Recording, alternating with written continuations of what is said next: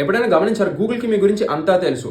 మీ phone call ఏమైనా మాట్లాడినా are మీ గురించి పర్సనల్గా అయినా ఆర్ మీరు ఏమైనా వాట్సాప్లో చాట్ చేసినా ఏదైనా ప్రొడక్ట్ గురించి మాట్లాడుతుంటే గూగుల్ నెక్స్ట్ సెకండ్ మీకు దాని గురించి యాడ్ చూపించడం స్టార్ట్ చేస్తుంది. చాలా అలామింగ్ గా ఉంది కదా. డోంట్ వరీ, వాళ్ళని 3 సెట్టింగ్స్ చెప్పబోతున్నట్టు చేంజ్ చేసుకుంటే గూగుల్ మిమ్మల్ని ట్రాక్ చేయడం తగ్గిస్తుంది. అండ్ మీరు లాస్ట్ వరకు స్టిక్ అయి ఉంటే కనుక ఇంకొక బోనస్ సెట్టింగ్ కూడా చెప్తాను. సో ఫస్ట్ మీరు మీ డిజైర్డ్ యాప్ని అయితే ఓపెన్ చేసుకోవచ్చు. జీమెయిల్ కానీ ఆర్ గూగుల్ కానీ రెండులో ఏదైనా ఓపెన్ చేసుకోవచ్చు. iOS అండ్ ఆండ్రాయిడ్ ఇద్దరికి కంపాటబుల్గా చేయాలని కాబట్టి జీమెయిల్ ఓపెన్ చేస్తాను. సో జీమెయిల్ ఓపెన్ చేసిన తర్వాత పైన టాప్ రైట్ కార్నర్లోని మీ ప్రొఫైల్ని ట్యాప్ చేయండి. అందులో మేనేజర్ గూగుల్ అకౌంట్ నొక్కండి. మీరు ఇన్ కేస్ గూగుల్ బ్రౌజర్ నుంచి వెళ్ళినా కూడా సేమ్ ఇదే స్టెప్స్ ఉంటుంది.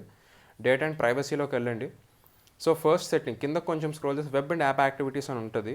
వెబ్ అండ్ యాప్ యాక్టివిటీస్ కింద స్క్రోల్ చేస్తే ఇక్కడ టర్న్ ఆఫ్ అని ఉంటుంది. సో ఇది టర్న్ ఆఫ్ చేసేయండి. ఏమైనా ఏమైనా వచ్చినా టర్న్ ఆఫ్ చేసేయండి.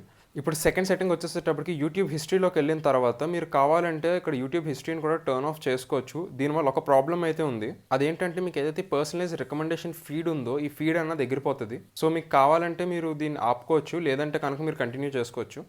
సో మీరు పాజ్ చేయాలనుకుంటే కనుక పాజ్ చేసేయచ్చు. ఇంకొకసారి పాజ్ చేసిన తర్వాత మీకు పర్సనలైజ్ రికమెండేషన్స్ అయితే రావు.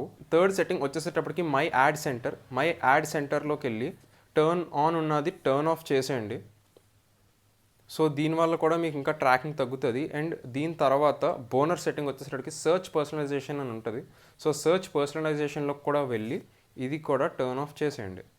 సో దీనివల్ల గూగుల్ మెజారిటీ మిమ్మల్ని ట్రాక్ చేయడం తగ్గించేస్తుంది. సో ఈ సెట్టింగ్స్ చేంజ్ చేసుకోండి. అఫ్ కోర్స్ మీ ట్రాకింగ్ చాలా మటుకు తగ్గిపోతుంది. అండ్ మనం స్మార్ట్ ఫోన్ వరల్డ్కి వచ్చిన తర్వాత మాత్రం ప్రైవసీ అన్నది ఇంచుమించుకు ఒక మిత్ లాగే మిగిలిపోయింది. మిమ్మల్ని మీరు కంప్లీట్ గా సెక్యూర్ అనేది అనేసుకోవద్దు. సెట్టింగ్స్ తర్వాత కూడా మీరు ఎలాగైనా ట్రాక్ అవుతూనే ఉంటారు. బట్ దీనివల్ల కొంచెం ట్రాకింగ్ అయితే తగ్గుతుంది.